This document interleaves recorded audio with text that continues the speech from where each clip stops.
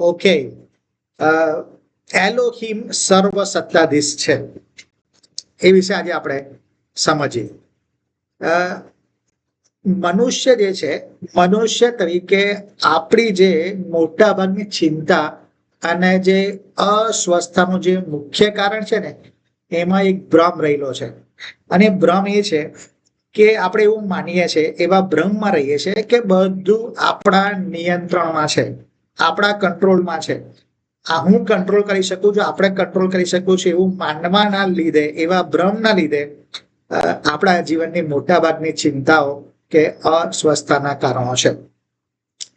અને એટલે જ આપણે કાર્ય કરીએ છીએ કે નાણાં વિશે કે ભવિષ્ય વિશે આપણે આયોજન કરીએ છીએ ને અપેક્ષા એવી રાખીએ છીએ કે બધું આપણી યોજના પ્રમાણે ચાલે.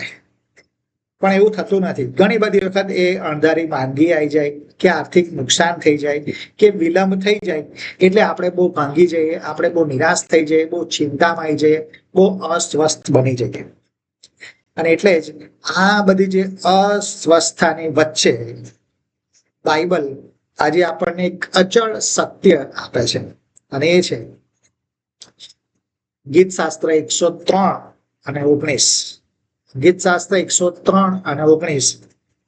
યહોવાએ પોતાની ગાદી આકાશમાં સ્થાપી છે અને તેમના રાજ્યની સત્તા સર્વ પર છે. આ એક અચળ સત્ય બાઇબલ આપણને આપે છે. માનવીય રીતે આપણે આપણી યોજનાઓ પૂરી ના થાય એટલે આપણે ભાંગી જઈએ, નિરાશ થઈ જઈએ, તૂટી જઈએ. પણ બાઇબલ એક સત્ય આપે છે, અને કે ઈશ્વર એ સર્વ સત્તાધીશ છે, ઈશ્વર એ સર્વોપરી છે, ઈશ્વર એ સાર્વભૌમ છે, ઈશ્વર એ સર્વોચ્ચ છે. આ બહુ મોટું સત્ય બાઇબલ આપણને આપે છે. ગીત શાસ્ત્ર 115:3 પણ આવું લખ્યું. ગીત શાસ્ત્ર 115:3. પણ અમારો ઈશ્વર તો આકાશમાં છે, જે તેમણે ઈચ્છ્યું તે સર્વ તેમણે કર્યું છે. અને કેમ ઈચ્છા પ્રમાણે કરી શક્યા છે? કારણ કે સર્વ સત્તાધીશ છે, સાર્વભૌમ છે, સર્વોપરી છે, સર્વોચ્ચ છે. અને એટલા માટે એલોહિમ એ એમની ઈચ્છા પ્રમાણે સર્વસ્વ કરી શકે છે.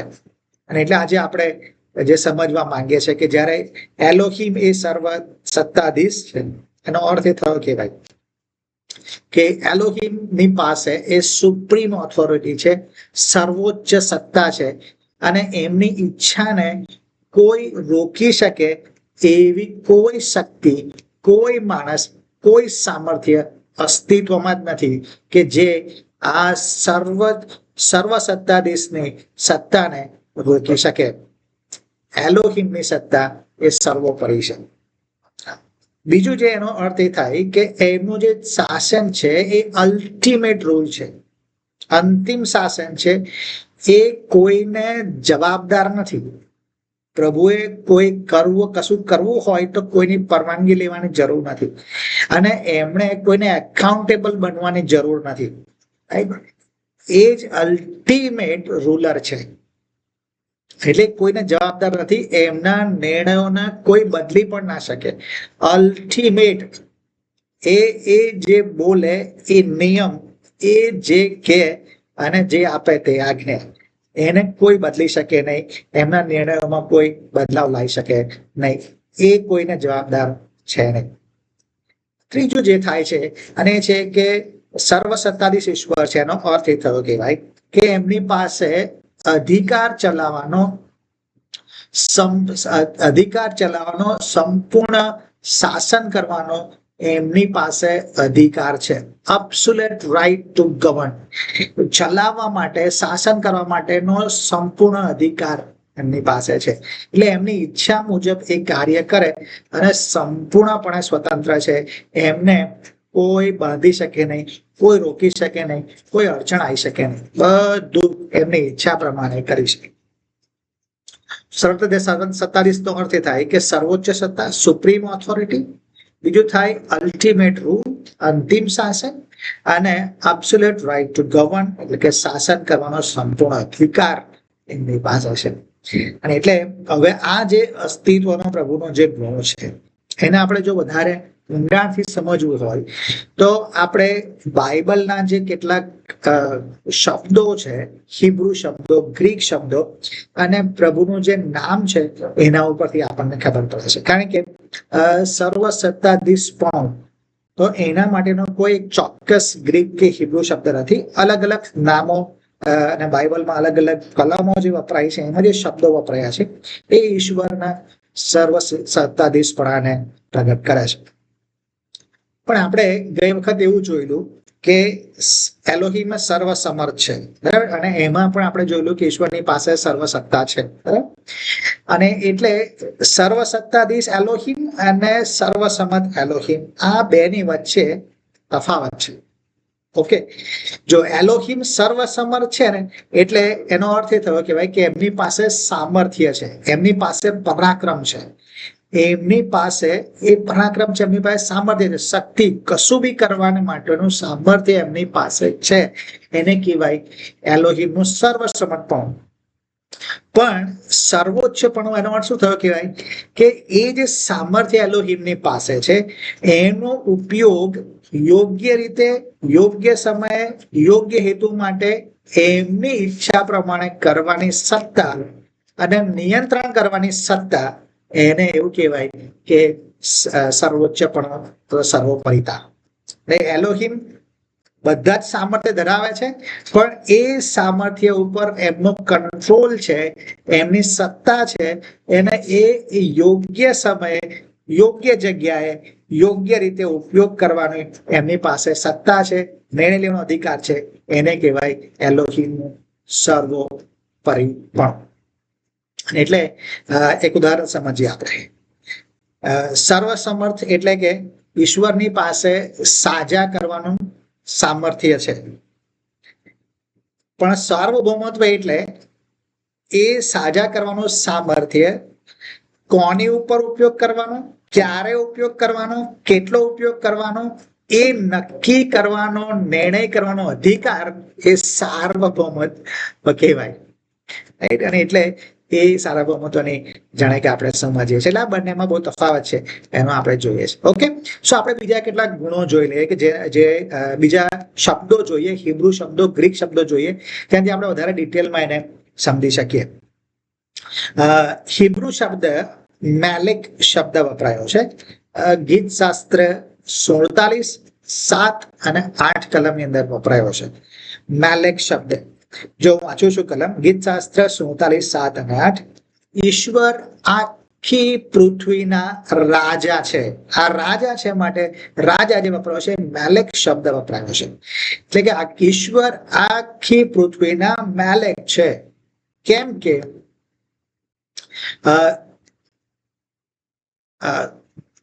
કે ઈશ્વર આખી પૃથ્વીના રાજા છે. સુંદર ગીત રચીને સ્તોત્ર ગાઓ.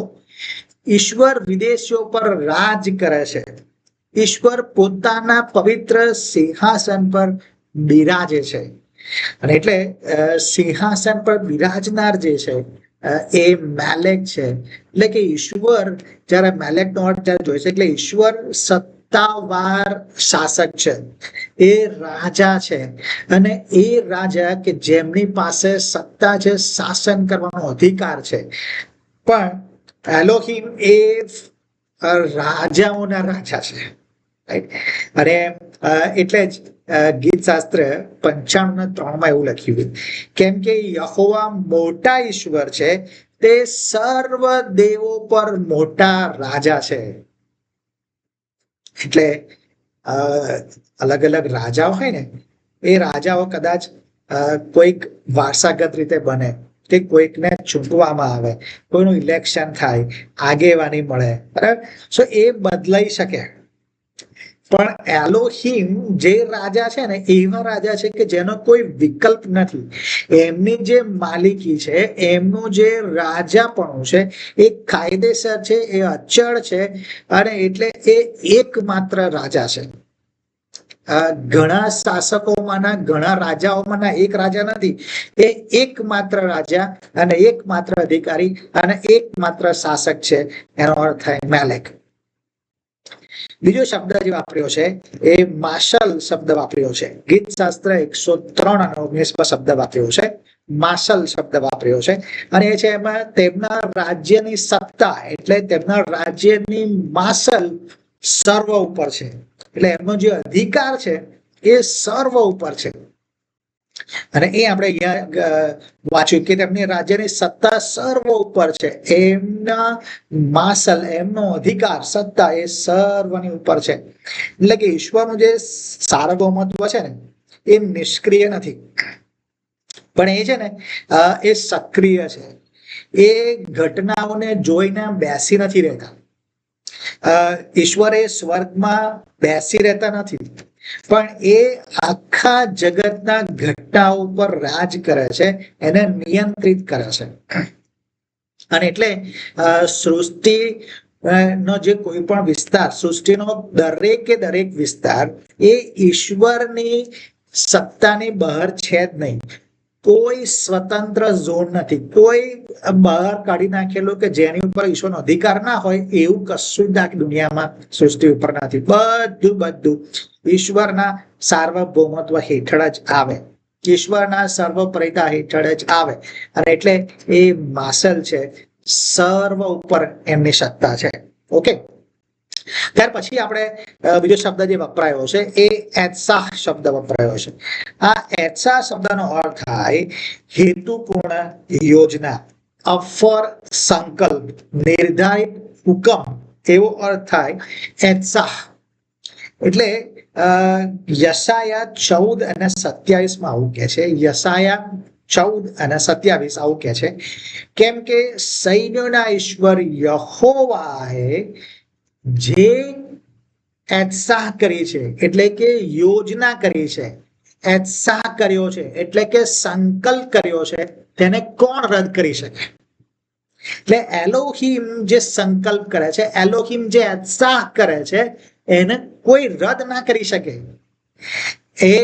એમને કોઈ પાછો ના ફેરવી શકે. એમનો હાથ જો ઉગામેલો હોય તો કોઈ એમને નીચો ના પાડી શકે. એ જે કરવા માંગે છે કરી શકે, એટલે એત્સાહ. અને એટલે એ દ્રઢ સંકલ્પ કરે છે ને દ્રઢ સંકલ્પને પૂરા કરે છે. યશાયા 46 અને 10 એ દ્રઢ સંકલ્પ કરે, એનો સંકલ્પ રહે જ, કોઈ એને હટાવી ના શકે અને સર્વ ઈરાદા પૂરાને કરે જ છે. અને એટલે એમના ઈરાદાને, એમના નિર્ણયને કોઈ રદ કરી શકતા નથી.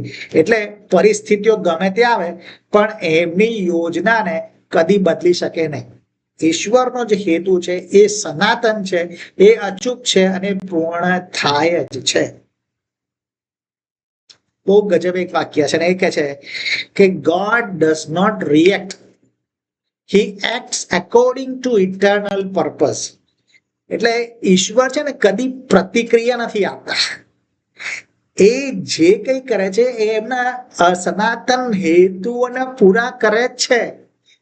એ આપણે કશું કરીએ અને એની સામે એમનું રિએક્શન નથી આવતું, પ્રતિક્રિયા નથી આવતી. એ એમના પ્રમાણે જ કરે છે, જે એમના હેતુઓમાં નિર્ધારિત છે જ એ પ્રમાણે જ થાય છે.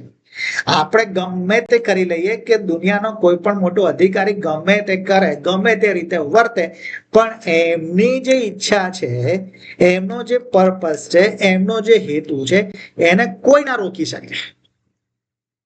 અને એટલે ઈશ્વરે પ્રતિક્રિયા નથી આપતા, એ કાર્ય જ કરે છે એમના સનાતન હેતુઓને પૂરા કરવા માટે. ઓકે, એટલે જયારે આપણે આ શબ્દો સમજીએ છીએ, 3 જે આપણે શબ્દો જોયા, અને એ શબ્દો એ ઈશ્વરના ભૂમિકા વિશે જોયું આપણે, કે ઈશ્વર જે કામ કરે છે, કાર્ય કરે છે, એના વિશે જોયું.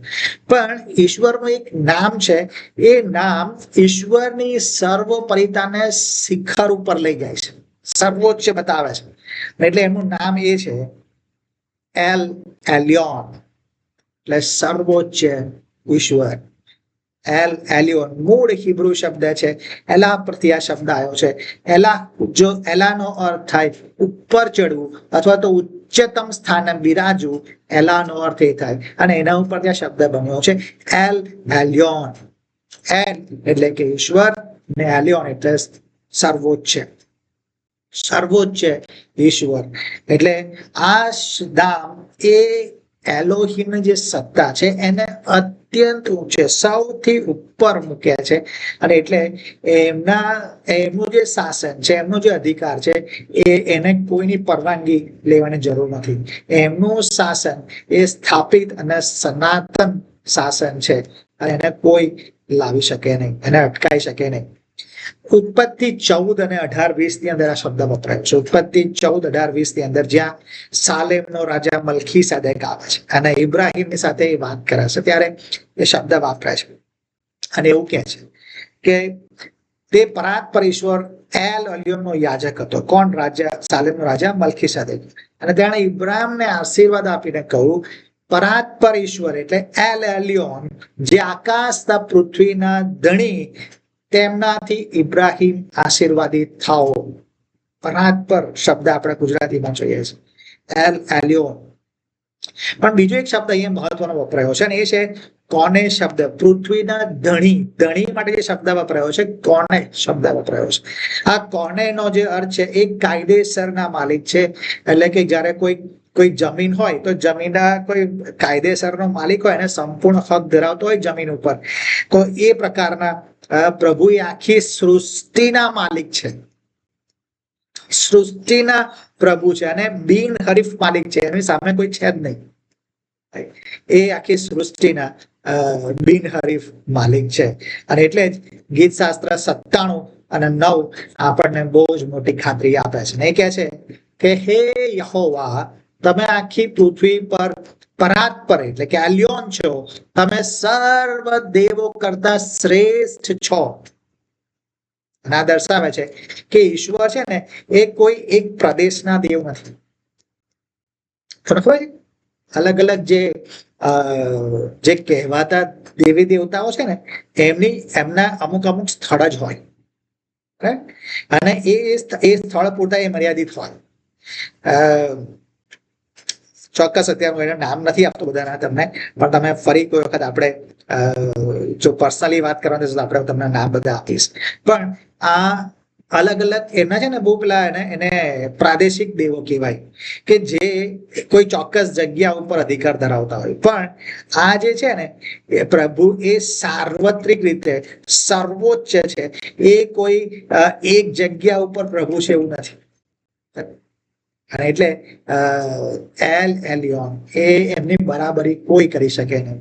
કોઈ ખોટા દાવાઓ, કોઈ ખોટી શક્તિઓ કે ખોટી પદ્ધતિઓ એ ઈશ્વરની બરાબરી કરી શકે નહીં. રાઈટ? અને એટલે આ એલ એલિયોન છે ને એ બહુ જ જબરદસ્ત અર્થ આપણા માટે લાવે છે. શું લાવે છે ખબર છે? એ કે ઈશ્વર છે ને એ તોફાન, સમસ્યા, મુશ્કેલીઓ, પીડા, દુઃખ એની અંદર નથી. એલ એલિયોન એટલે પરાત્પર, ઉપર. અને એટલે ઈશ્વર એ કોઈ તોફાન, મુશ્કેલીઓ, બીમારીઓ, આર્થિક સંક્રમણો, ઝઘડાઓ કશાની અંદર નથી, પણ એ કહે છે બધાથી ઉપર છે. ઉપર છે. એટલે જ્યારે આપણને એવું લાગે કે પરિસ્થિતિ બધી અંકુશ બહાર છે, કંટ્રોલ બહાર છે, ત્યારે આ એલ એલિયોન, આ ઈશ્વરનું નામ આપણને યાદ અપાવે છે કે ઈશ્વર એ સર્વોચ્ચ છે અને આ બધા ઉપર અધિકાર ધરાવે છે. એટલે બહુ મહત્વનું નામ છે. ઓકે, તો આ હિબ્રુ શબ્દો છે. અને ગ્રીક શબ્દો પણ આપણે જોઈ લઈએ. ગ્રીક શબ્દ આપણે ગઈ વખતે સર્વસંમત ઈશ્વરમાં આપણે જોયેલું પેન્ટોક્રેટોર શબ્દ જોયેલું. આપણે જોયેલું કે સર્વોપરી ઈશ્વર છે. પ્રકટીકરણ 1 અને 8 માં આપણે જોયેલું. ત્યાર પછી પ્રકટીકરણ 19 અને 6 માં આપણે જોયેલું કે જ્યાં જોયેલું કે સર્વશક્તિમાન સર્વોપરી ઈશ્વર કે જેમની પાસે બધી જ સત્તા છે, એ નવા કરારનો શબ્દ વપરાયા છે. અને એટલે સાર્વભૌમત્વ એવું છે કે સામર્થ્ય પ્લસ અધિકાર પ્લસ નિયંત્રણ. ઈશ્વરની પાસે સામર્થ્ય છે, એ સામર્થ્યનો ઉપયોગ કરવાનો અધિકાર પણ છે, એને કંટ્રોલ કરવાનો અધિકાર પણ એમની પાસે છે. એટલે સાર્વભૌમત્વ એટલે શક્તિ, સામર્થ્ય પ્લસ અધિકાર પ્લસ નિયંત્રણ, એને કહેવાય ઈશ્વરનું અદ્ભુત શાસન. અને એ પેન્ટોક્રેટોર શબ્દ છે. ત્યાર પછી આપણે બીજો શબ્દ જોઈએ છે પ્રેરિતોના કૃત્ય 2:36 જોઈએ છે કે જ્યાં આગળ કાયરોસ શબ્દ વપરાયો છે, એટલે કે પ્રભુ, સ્વામી અથવા તો માલિક શબ્દ વપરાયો છે. અને ત્યાં પિતર જે સંદેશો આપે છે અને એમાં એ લોકોને એવું કહે છે કે તમે જે ઈસુને વધસ્તંભ પર મારી નાખ્યા એ જ ઈસુને ઈશ્વરે કહે છે કે પ્રભુ અને ખ્રિસ્ત બનાવે છે. આ પ્રભુ માટે જે શબ્દ વાપર્યો છે કાયરોસ શબ્દ વાપર્યો છે, એટલે માલિક બનાવવામાં આવ્યા છે. એટલે આ બધા શબ્દો ઉમેરીને જોઈએ તો એક વ્યાખ્યા આવી બને. એવું બને કે એલોહિમ એ સાર્વભૌમત્વ છે, એનો અર્થ એ થાય કે તે સંપૂર્ણ સત્તા સાથે, સંપૂર્ણ અધિકાર સાથે આખી સૃષ્ટિ પર શાસન કરે છે અને કોઈ પણ મર્યાદા વગર તેઓ તેમની ઈચ્છાને અમલમાં મૂકે છે અને તેમના હેતુઓને પૂરા થતા કોઈ રોકી શકતું નથી.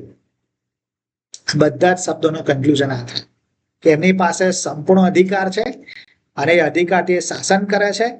કોઈ મર્યાદા એમની ઈચ્છાને પૂરી કરતા રોકી શકે નહીં, એમના હેતુઓને પૂરા કરતા રોકી શકે નહીં. અને એ કન્ક્લુઝન છે. હવે આપણે એવું જોઈએ કે આ એલોહિમ છે તો એમના સર્વોપરિતાનો જે વ્યાપ છે એ શું છે, કેટલા અંશે આ સર્વોપરિતાને આપણે જોઈએ છે. એટલે વ્યવહારિક રીતે આપણે જોઈએ તો બધી જગ્યા ઉપર છે, પણ આપણે એને બાયફર્કેટ કરીએ અને સમજીએ કે ઈશ્વરનો જે સર્વોપરિતા છે એનો વ્યાપ બહુ જ મોટો છે.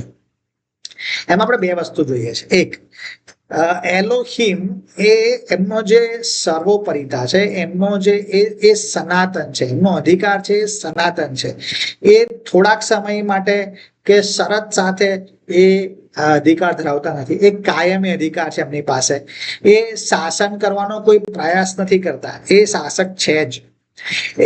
એમને અધિકાર ચલાવવા માટે કોઈ સ્પર્ધામાં ઉતરવાની જરૂર નથી, એમને કોઈ વોટ આપીને બનાવે નહીં. ઓકે, કારણ કે એ અધિકારી છે જ. અને એટલે એમને શાસન કરવા માટે કોઈની રાહ જોવાની પણ જરૂર નથી. ઓકે, એટલે એમનું જે શાસન છે એ સનાતન કાળ સુધી અવિરત શાસન છે, એને કોઈ અટકાઈ શકતું નથી.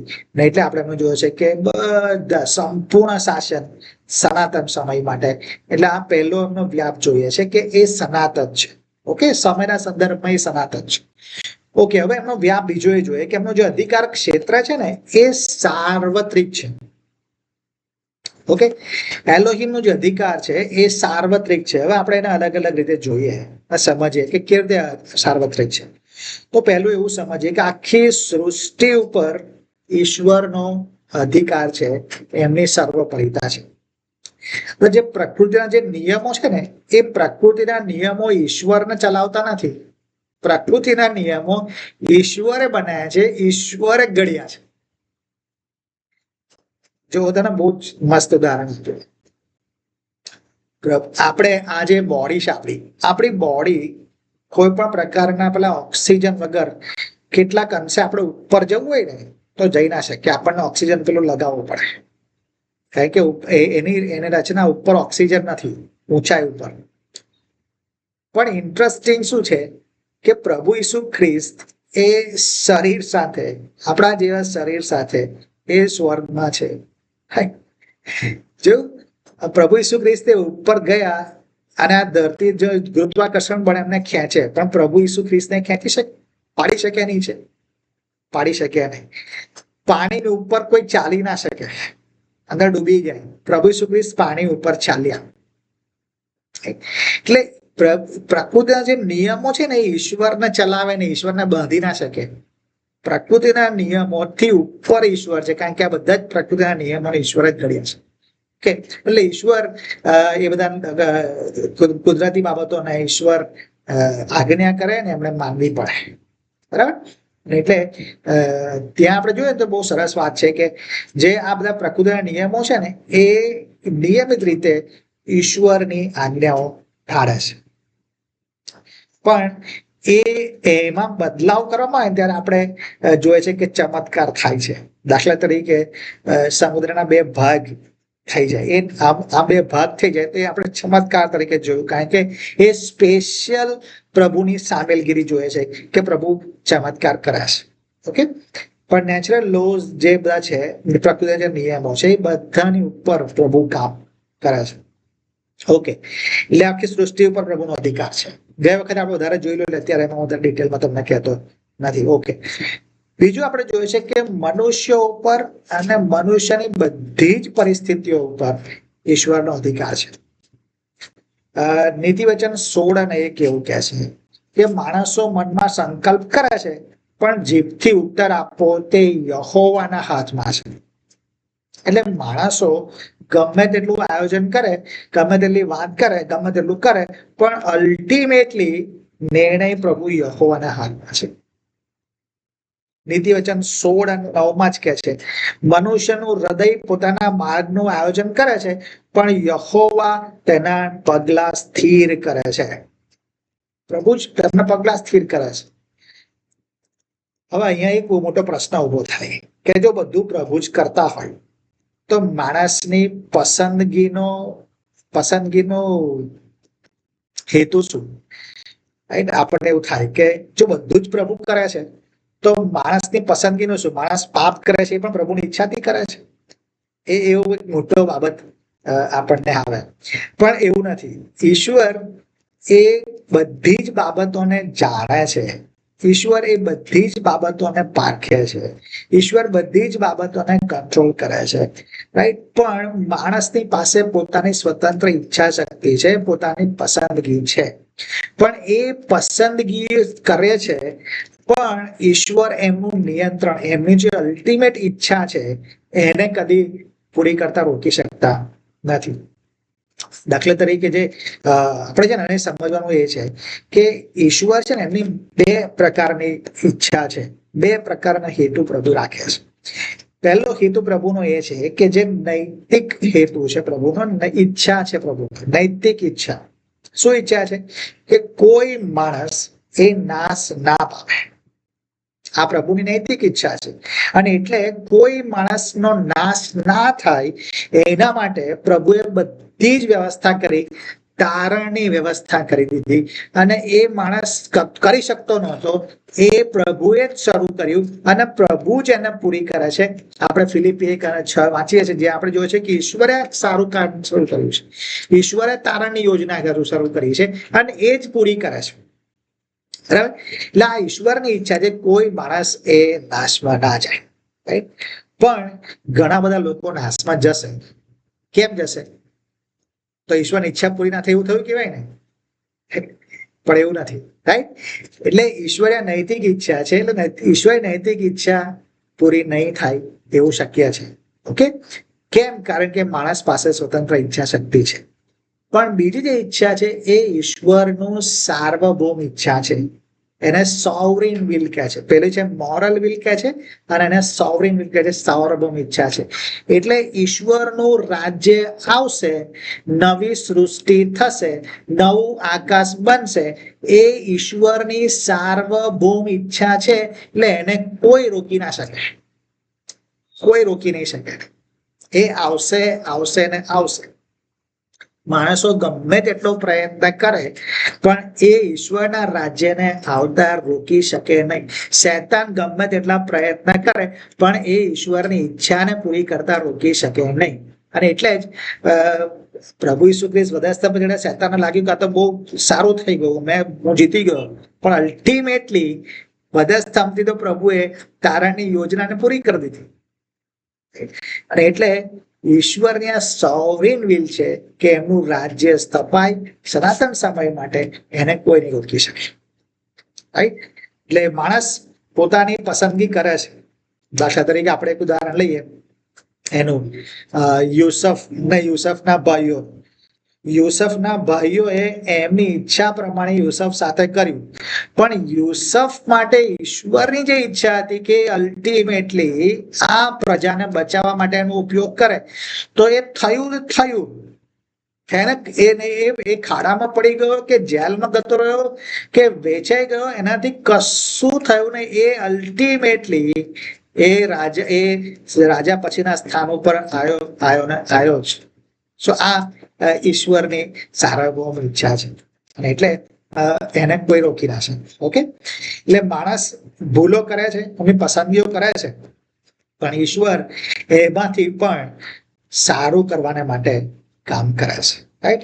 અને એટલે પ્રભુ એમની ઈચ્છાને પૂરી કરે છે, એમના હેતુઓને પૂરા કરે છે. ત્રીજું જે આપણે સારનો વ્યાપ જોઈએ છે, એ દરેક અધિકારીઓ પર, રાજાઓ પર પણ ઈશ્વરનો અધિકાર છે. શરૂઆતથી આપણે જોઈએ ને તો બધા જ રાજાઓ પર પણ ઈશ્વરનો અધિકાર છે. ફારૂન રાજા, એના માટે નિર્ગમન 9:16 પ્રભુ એવું કહે છે કે એને પ્રભુએ નિભાઈ રાખ્યો છે. કેમ નિભાઈ રાખ્યો છે? કેમ બચાવી રાખ્યો છે? તો કે છે કે ઈશ્વર એનાથી એના ઉપર ઈશ્વર એમનું પરાક્રમ પ્રગટ કરે અને આખી પૃથ્વી પર એમનું નામ પ્રગટ થાય. બરાબર? અને જે 10 મરકીઓ પ્રભુ લાવે છે એનાથી બહુ ગજબનું કામ પ્રભુ બતાવે છે, એમનું સામર્થ્ય ત્યાં પ્રગટ કરે છે. ઓકે, સો ફારૂન રાજાને આપણે જોઈએ. બાબિલ જે બહુ જ બાબિલનો જે રાજા નબુખાદનેસ્સર રાજા, ચક્રવર્તી રાજા જેને કહેવામાં આવે છે, સમ્રાટ, એક હથ્થું રાજ ચલાવનાર રાજા, એવા રાજાને પ્રભુએ ઘાસ ખવડાવ્યું.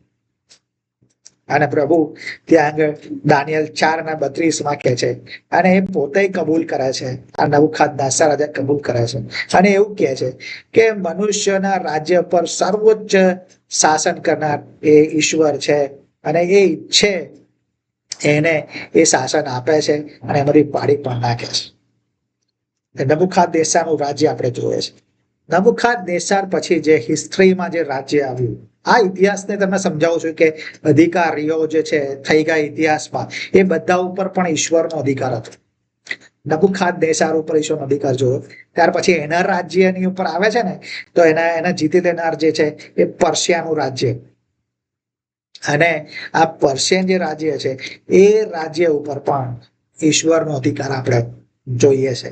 અને એના માટે તો હજુ તો આ લોકો ગુલામગીરીમાં નહીં ગયા ને, એ પહેલા પ્રભુએ ભવિષ્યવાણી કરેલી, અને નામ સાથે યશાયા 44:28, યશાયા 44:28 પ્રભુ એવું કહે છે કે તે જ કોરેશ વિશે, એટલે પ્રભુ કોરેશ વિશે કહે છે, કોરેશ રાજા વિશે કહે છે, તે મારો ઘેટા પાળક છે, તે મારો બધો મનોરથ પૂરા કરશે. એક મૂર્તિ પૂજક રાજા ને પ્રભુ ત્યાં એવું શબ્દ વાપરે છે કે મારો ઘેટા પાળક છે.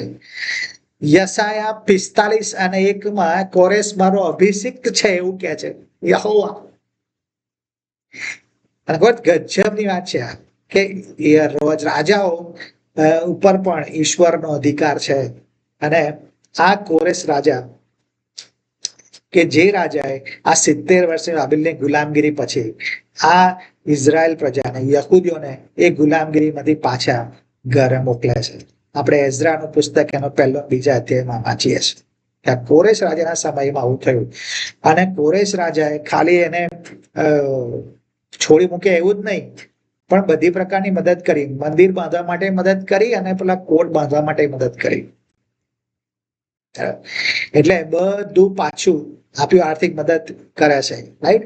એટલે ઈશ્વર એમના સાધનો તરીકે આ રાજાઓનો ઉપયોગ કરે છે. ત્યાર પછી આપણે જોઈએ છે કે રોમન સામ્રાજ્ય આવે છે. આ રોમન સામ્રાજ્યનો પણ પ્રભુએ ઉપયોગ કર્યો. એમણે જે ક્રૂર સજા કહેવાય, વધસ્તંભ, એ વધસ્તંભની સજા આ રોમન લોકો પાસે આવી, અને રોમન લોકો એમાં બધો એના વધારા કર્યા, પેલા કોરડા મારવાની ઉમેરો કર્યો, અને બહુ ભયંકર સજા બનાવી. પણ એના લીધે પ્રભુ ઈસુનું જે બલિદાન છે એને આપણે જોઈએ છીએ. ત્યાર પછી પણ રોમન સામ્રાજ્ય ચાલુ રહ્યું, અને રોમન સામ્રાજ્ય એવા રસ્તાઓ બનાવ્યા, એવા હાઈવેઝ બનાવ્યા કે જેના લીધે સુવાર્તાને ફેલાવવાને માટે સરળતા બની. ઈશ્વરનું સામર્થ્ય, ઈશ્વરનો અધિકાર છે. અને આજે પણ આપણને એમ થાય કે આ બધી ટેકનોલોજી આવે છે, ટેકનોલોજી પણ ઈશ્વરના અધિકારમાં છે. બધી વાતો ઈશ્વરના અધિકારમાં છે. માથી 24:14 કહ્યું છે કે રાજ્યની આ સુવાર્તા આખી દુનિયામાં બધી પ્રજાઓને સાક્ષી તરીકે પ્રગટ કરવામાં આવશે. આવું શક્ય કેવી રીતે બનશે કે બધી પ્રજાઓ એક જ સાથે સાક્ષી બને? આ ટેકનોલોજી હવે એવું બનશે કે એક અત્યારે આપણે આખા દુનિયાના કોઈ પણ ખૂણામાં કશું થાય છે, આપણે ટીવી પર જોઈ શકીએ છીએ. એક્ઝેક્ટલી આ થશે કારણ કે આખી દુનિયામાં આ ટેકનોલોજી પર ઈશ્વરની સાક્ષી કરશે. કશું જ ઈશ્વરને સત્તાની બહાર નથી, બધું જ ઈશ્વર સત્તા ઉપર છે. ઓકે, આ ઇતિહાસ માટે શબ્દ જે વાપરો ને હિસ્ટોરી, એના માટે હિઝ સ્ટોરી, ઈશ્વરની સ્ટોરી છે. ઈશ્વર બધું એના અધિકારમાં રાખે છે. ત્યાર પછી છે દૂતો ઉપર ઈશ્વરનો અધિકાર છે. આપણે જોઈએ છે કે બધા દૂતો એમની આજ્ઞા પાડે છે. દૂતો એ પોતાનું કામ પોતે પસંદ નથી કરતા, ઈશ્વરની ઈચ્છા પ્રમાણે કામ કરે છે. એટલે દૂતોની પાસે શક્તિ છે, સામર્થ્ય છે, પણ ઓથોરિટી નથી. રાઈટ, ઈશ્વરની આજ્ઞા પ્રમાણે એ કામ કરે છે. રાઈટ, અને એટલે ઈશ્વરની સેવા કરે છે, ઈશ્વરની યોજના જે છે એને પૂરી કરવામાં એ લોકો હેલ્પ કરે છે. રાઈટ, ઈશ્વર મોકલે છે એ પ્રમાણે સંદેશાઓ આપે છે, વિશ્વાસ મદદરૂપ થાય છે. એટલે દૂતો ઉપર પણ આપણે ઈશ્વરનો અધિકાર જોઈએ છે.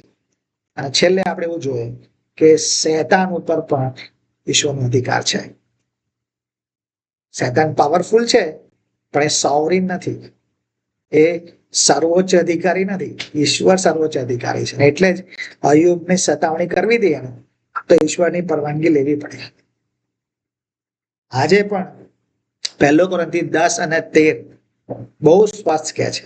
1 કોરિન્થી 10 અને 13 માણસ સહન ન કરી શકે એવું કઈ પરીક્ષણ તમને થયું નથી. વળી ઈશ્વર વિશ્વાસુ છે, તે તમારી શક્તિ ઉપરાંત પરીક્ષણ તમારા પર આવવા દેશે નહીં, પણ તમે તે સહન કરી શકો માટે પરીક્ષણ સાથે છુટકાનો માર્ગ પણ રાખશે.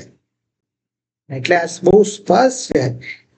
ભલે પરીક્ષણો શેતાન લાવે પણ એમાં ઈશ્વર એ માર્ગ રાખે છે. અને એટલે એ સોવરીન એની પર બી અધિકાર પ્રભુનો છે. એટલે આખું જો આપણે ઓવરઓલ ચિત્ર જોઈએ, મેં કહ્યું કે પ્રકૃતિ, તો પ્રકૃતિ પર ઈશ્વર, પ્રકૃતિ આખી, નેચર આખું પ્રભુ નિયંત્રણ કરે છે. મનુષ્યો ને પ્રભુ ઈશ્વર દિશા આપે છે, એમને ગાઈડન્સ આપે છે, એમના પર અધિકાર ચલાવે છે. રાજાઓને ઈશ્વર સ્થાપે છે અને નીચા પાડી રાખે છે. દૂતોને ઈશ્વર મોકલે છે અને કામ કરાવે છે. શેતાનને ઈશ્વર મર્યાદિત કરે છે. એમના સાર્વત્રિક ચિત્ર છે, બધી જગ્યા ઉપર ઈશ્વરનો જ અધિકાર છે. અને એટલા માટે હવે આપણે આવા ઈશ્વર, સાર્વભૌમ ઈશ્વરને શું પ્રતિભાવ આપવા, અને એ લાગુકરણ આવું છે. અને આપણને 5 શબ્દો તમને કહીને પૂરું કરીશ. પહેલું એ છે કે આપણી જે અનિશ્ચિતતાઓ છે એમાં આપણને શાંતિ મળે છે. Piece in uncertainty. આપણી બધી અનિશ્ચિતતાઓ છે એમાં આપણને બહુ શાંતિ લાગે છે. ચિંતા આપણને હોય, નિરાશા હોય, બધું દૂર થાય છે, કારણ કે આપણે ઈશ્વરના સારા ગુણો પર ભરોસો રાખીએ છીએ. એક સરસ ઉદાહરણ છે. જે પેલા વિમાન હોય તો વિમાનની અંદર જે લોકો પેસેન્જર તરીકે બેઠા હોય અને એ લોકો જયારે ઉપર જાય અને જો એ થોડું હવામાન બગડે અને જો બેઠેલા જે પેસેન્જરો છે ને એ બહુ ગભરાઈ જશે, બહુ ચિંતામાં આવી જશે, અને એ લોકોને બહુ બીક લાગશે અને એ લોકો એ શાંતિથી બેસી નહીં શકે. પણ પેલો જે પાયલોટ છે એનો એ ગભરાઈ નહીં જાય, કારણ કે એને ખબર છે કે આ વિમાનને કંટ્રોલ કેવી રીતે કરવો, આ વિમાન ને એનો માર્ગ શું છે. વિમાન આપણને પેલા પેસેન્જર ને આકાશમાં રસ્તો નહીં દેખાય, પણ પાયલટને ખબર છે રસ્તો શું છે. રાઈટ, અને એટલે એ સંચાલન કરે છે, એને બધું કંટ્રોલ ખબર છે. અને એવું જ ઈશ્વર એ આપણા જીવનના પાયલોટ છે. અને એટલે ચિંતા કરવાની નહીં, એ કદી પણ મૂંઝવણમાં મુકાતા નથી. એમને બધું જ ખબર છે, એમને માર્ગ ખબર છે. ડોન્ટ વરી, બધું જ પ્રભુ પર છોડી દેવા. ઓકે, અનિશ્ચિતતાઓમાં પણ ઈશ્વર શાંતિ આપે છે, ઈશ્વરની સર્વોપરિતા. ઓકે, બીજું એ છે કે સફળતા જ્યારે હોય ત્યારે આપણને નમ્રતા શીખવાડે છે આ ઈશ્વરનું સારા મહત્વ.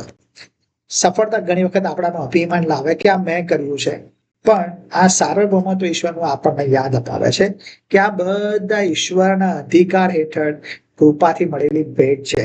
1 કોરિન્થી 4:7. આપણી પાસે જે કઈ છે એ ઈશ્વરની કૃપા છે અને ઈશ્વરના શાસન હેઠળ છે, એટલે આપણે નમ્રતામાં જીવવા. ત્રીજું છે ટ્રસ્ટ ઇન સફરિંગ. પીડામાં ભરોસો કરતા શીખવાનું છે. આપણને એવું લાગે કે જીવન બહુ અસ્ત વ્યસ્ત છે અને જીવનમાં કશું જ સારું નથી, બધી પરિસ્થિતિઓ ઊંધી થઈ ગઈ લાગે છે, પણ એમાં પણ ઈશ્વર પર ભરોસો રાખવા. એક સરસ ઉદાહરણ બીજું છે, તમે પેલું કાર્પેટ જો કાર્પેટ ગાલીચો જે જોયો છે આપણે કાર્પેટ, તો એ કાર્પેટ જે હોય તો ઉપર તમને સુંદર સરસ લાગે છે, પણ નીચેના સાઈડમાં બધા દોરાઓ દેખાય, અસ્ત વ્યસ્ત દેખાય, ત્યાં કશું કલરફુલ ના લાગે, બરાબર, બધું ગૂંચવણા વાળું લાગે, ગાંઠો વાળું લાગે, પણ ઉપર સરસ લાગે છે, બરાબર. સો આ જે પાછળનો ભાગ છે એ આપણે નીચેનો ભાગ છે ને એ આપણે જોઈએ છે, ઓકે, પણ ઉપરથી પ્રભુ જોવે છે ત્યારે અદ્ભુત ડિઝાઇન જોવે છે, બરાબર. અને એટલા માટે આપણને ભલે અસ્ત વ્યસ્ત લાગતી હોય, પણ પ્રભુને તો આપણા આખા જીવનની બધી જ બાબતો જોડાયેલી ખબર છે. કેવી રીતે ક્યાં શું કરવું પ્રભુને બધું ખબર છે, અને એટલે કોઈ પણ પ્રકારની મૂંઝવણ આવી જાય, કોઈ પણ પ્રકારના પ્રશ્નો આવી જાય, કોઈ પણ પ્રકારની પીડા આવી જાય, કોઈ પણ પ્રકારની મોટી બીમારી આવી જાય, કોઈ પણ પ્રકારના સંબંધોમાં ખોટ આવી જાય, ગમે તે થઈ જાય, પણ ઈશ્વર એ સાર્વભૌમ છે. એ બધી પરિસ્થિતિ ઈશ્વરના કંટ્રોલમાં છે, એ યાદ રાખવા. ઈશ્વરના કંટ્રોલમાં જ છે, ઈશ્વરના કંટ્રોલ બહાર કશું જ નથી. એટલે આપણે જે કઈ થઈ જાય, પણ ઈશ્વર એ એમાં કંટ્રોલ ધરાવે છે. અને એટલે એ જયારે આપણે યાદ રાખીએ છીએ ત્યારે આપણને બહુ ભરોસો લાગે છે, બહુ આનંદ લાગે છે, શાંતિ લાગે છે, ઓકે. એટલે ઘણી વખત આપણા જીવનમાં પીડા આવે કે વિલંબ આવે ને, તો એ કદાચ ઈશ્વરની ડિઝાઇનનો એક ભાગ હોઈ શકે, બરાબર. એટલે એના માટે બહુ ચિંતા કરવાની નહીં, પણ ભરોસો રાખવા. પછી જોઈએ છે કે આપણે છે ને તૈયાર રહેવાનું છે. ખ્રિસ્તનું પુનરાગમન થશે, એમનું રાજ્ય આવશે, એ વાસ્તવિકતા છે. શેતાન આપણને ભટકાઈ ના જાય, આ વાસ્તવિકતા છે. શેતાન આપણને ભૂલાવાનો પ્રયત્ન કરે છે કે મરણ પછી કશું નથી, પણ વાસ્તવિકતા છે કે સનાતન સમય આવવાનો છે, અનંતકાળ છે, રાઈટ. એટલે આ જીવન પછી પણ જીવન છે, અને એટલા માટે એ તૈયાર રહેવાનું છે. જે સનાતન સમયનું રાજ્ય છે એના માટે આપણે તૈયાર રહેવાનું છે, રાઈટ, કે જેથી આપણું જીવનના પુસ્તકમાં આપણું નામ હોય, ઓકે. ઈશ્વર અધિકારી છે અને એ જીવનનું પુસ્તક ઉગાડશે અને અધિકાર પ્રમાણે જ કરશે, અને એટલે આપણે તૈયાર રહીએ. બીજું એ છે કે આપણી પ્રાર્થનામાં આપણે વિશ્વાસ રાખીએ, કોન્ફિડન્સ આપણે રાખીએ પ્રાર્થનામાં, રાઈટ. કારણ કે ઈશ્વર એ બધી જ બાબતો ઉપર શાસન કરે છે, અને એટલે આપણે જે કઈ ઈશ્વરને વિનંતી કરીએ છીએ એમાં જો ઈશ્વર એમનો હેતુ પૂરો કરવાના જ છે, એમાં કશો વાંધો આવશે નહીં. ઈશ્વરને કોઈ રોકી નહીં શકે, ઈશ્વરનો હેતુ પૂરો થશે જ. અને એટલે આપણે ઈશ્વરને માહિતી નહીં આપીએ તો પણ આપણી પ્રાર્થનામાં જો આપણે આરાધના જ કરીશું તો પણ ઈશ્વર એમના હેતુઓને આપણા જીવનમાં પૂરા ચોક્કસ કરશે. અને છેલ્લું એ આજ્ઞાપાલક છે. એટલે ઈશ્વર સર્વોચ્ચ છે, અને એટલા માટે એમને એ આજ્ઞા પાડવી એ આપણો મોટી ફરજ બને છે, કારણ કે એ જ સર્વોચ્ચ છે. એટલે એમની આજ્ઞાઓ જો આપણે પાડીએ છીએ તો આપણને કિંમત મળે છે, ઓકે. એટલે કન્ક્લુઝન આ છે કે એલોહીમનું જે શાસન છે એ કોઈ પણ સંજોગોમાં બદલાતું નથી, એમનું સિંહાસન અચળ છે. ઈશ્વર ની મરજી બહાર કશું થતું નથી, ઈશ્વર બધી બાબતોમાં સંભાળ રાખનાર છે. એટલે આપણી નોકરી હોય કે આપણું સ્વાસ્થ્ય હોય કે આપણું ભવિષ્ય આપણને નિશ્ચિત લાગતું હોય, આપણા કુટુંબ આપણને નિશ્ચિત લાગતું હોય, બધાને યાદ રાખીએ ઈશ્વરનું રાજ્ય, ઈશ્વરનો અધિકાર કદી ડગી જતો નથી. ઈશ્વર બધા ઉપર અધિકાર ધરાવે છે અને એ શાસન કરે છે. અને એલ એલિયોન એને આપણે યાદ રાખવાના. આ બધા કરતા ઉપર એમનો અધિકાર છે, એમની સત્તા છે. એટલે ઈશ્વરનું સાર્વભૌમત્વ એટલે આપણા જીવનમાં એવું કશું જ નથી કે જે એમના નિયંત્રણ બહાર છે અને એમની યોજનાને વ્યર્થ કરી શકે એવું આપણા જીવનમાં કશું જ નથી. ઓકે, સો આ આપણે હંમેશા યાદ રાખવાનું છે. અને એટલે જે શબ્દો અલગ અલગ જોયા, શબ્દોનો આપણે વ્યવહારિક સત્ય પણ જોઈ લઈએ. મેલેકનો અર્થ જોયું કે રાજા છે પ્રભુ. તો એનો અર્થ એ કે મારે મારી જાતને પૂછવાનું કે શું મારા જીવનના રાજા શું ઈશ્વર છે, કે હું મારા જીવનમાં હું પોતે રાજા છું? આપણી જાતને આપણે પૂછવું. બીજું આપણે જોયું માસલ એટલે કે ઈશ્વરનું રાજ્ય, ઈશ્વરનું શાસન એ સક્રિય છે. તો મારે મારા જીવનમાં પૂછવાની, મારી જાતને પૂછવાની જરૂર છે. શું મારા જીવનમાં એવું કોઈ પાસું છે કે જે મેં મારા નિયંત્રણમાં રાખ્યું છે, એ ઈશ્વર વગર રાખ્યું છે? તો એને ઈશ્વરના નિયંત્રણમાં લાવવાની જરૂર છે. ત્રીજો આપણે શબ્દ જોયો એસ્તા એટલે કે ઈશ્વરનો નિર્ધારિત હુકમ. એટલે મારા જીવનમાં કોઈ પણ પ્રકારની પીડા હોય કે વિલંબ થતો હોય પણ નિરર્થક નથી, કારણ કે ઈશ્વરનો એક મહાન હેતુ એનાથી પૂરો થવાનો છે. એલ એલિયોન સર્વોચ્ચ ઈશ્વર. કોઈ પણ સરકાર, કોઈ પણ બીમારી, કોઈ પણ મુશ્કેલી, કોઈ પણ પ્રશ્ન, એ બધાથી ઉપર ઈશ્વર છે. કાયરોસ એટલે કે માલિક. તો હું પોતે મારા જીવનનો માલિક નથી, પણ મારા જીવનનો સંપૂર્ણ હક એ ઈશ્વર પર આપવાનો છે, ઈશ્વરને આપવાનો છે. પેન્ટોક્રેટોર સર્વસત્તાધીશ એટલે કે ઈશ્વરના સામર્થ્યથી, ઈશ્વરના અધિકારથી, ઈશ્વરની પકડથી મને કોઈ બહાર લઈ જઈ શકે નહીં. મારા તારણને કોઈ છેદવી શકે નહીં જો હું ઈશ્વરના સત્તા હેઠળ છું. ઈશ્વર સ્વીકાર કર્યો છે તો મને કોઈ એમનાથી દૂર લઈ જઈ શકતા નથી. એટલે આ સારાંશ આપણે જોઈએ છે. કશું જ ઈશ્વરના નિયંત્રણની બહાર નથી. આપણે હંમેશા યાદ રાખીએ આપણા જીવન એ ઈશ્વરના કંટ્રોલમાં છે. આપણે બધી પરિસ્થિતિઓમાં આરામ રાખી શકીએ છીએ, વિશ્વાસ રાખી શકીએ છીએ, અડગતા રાખી શકીએ છીએ અને ઈશ્વરમાં જીવી શકીએ છીએ. Okay, so thank you so much. God bless you. પ્રભુ તમને આ સમજવા માટે કૃપા આપે.